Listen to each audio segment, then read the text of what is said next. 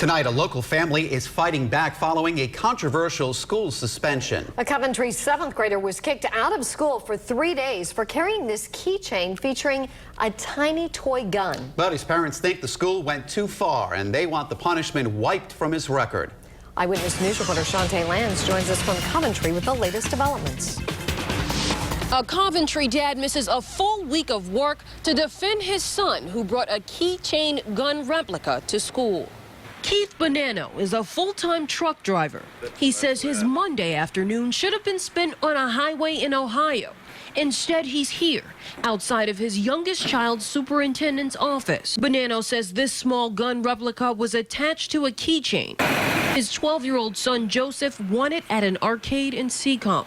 And when he brought it to Alan Shawn Feinstein Middle School, he says his son was sent home and suspended for 3 days. At first, he wasn't too happy about it because he thought he was going to get in a lot of trouble, but I believe that he didn't know he was doing anything wrong. He agrees with his son. I had complete shock because there has been no behavioral problems with my son whatsoever. Bonanno says Joseph, who is now a 7th grader, had perfect attendance last year and is in accelerated math class. I think he needs to be present there for every class there is. I don't believe that he should have been taken out of school for such a small infraction.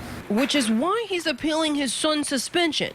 He says even though Joseph has already missed school, he wants the suspension removed from his record. Bonanno called on Lieutenant General Reginald Centracchio to speak to the school superintendent. Centracchio is an Eyewitness News analyst, but in this case testified as a retired lieutenant general. This is a keychain. I think common sense has got to enter this scenario into some way. After the appeals meeting, Bonanno and his wife says school officials will give them a response within 24 hours. He did say there was a lack of communication. Dr. Lisi did say that. So, I mean, if there were better communications in the beginning, maybe would have had better outcome. He wouldn't have got suspended. So hopefully they'll have a decision made. By this time tomorrow, they hope their son's suspension will be expunged. Reporting with the West Bay Mobile Newsroom, Shantae Lands, Eyewitness News.